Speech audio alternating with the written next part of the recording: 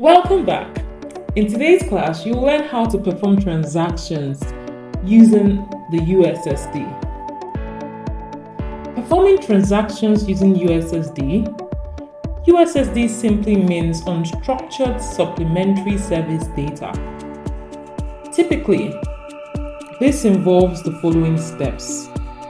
Step 1. Dial the USSD code.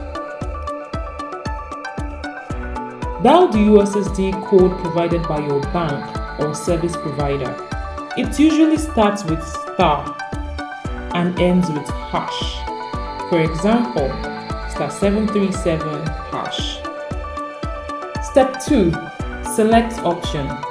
After dialing the code, you will see a menu with different options. Each option will have a corresponding number or letter.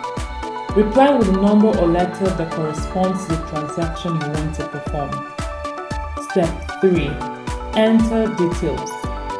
Depending on the transaction, you might need to enter additional details, like the recipient's phone number, amount, or PIN.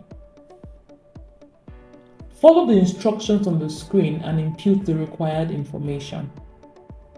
Step 4. Confirm transaction. Once you've entered all the necessary details, the USSD system will usually ask you to confirm the transaction. Review the details carefully and confirm if they are correct. Step 5. Enter PIN. For security purposes, you might be required to enter your PIN to authorize the transaction. Step 6.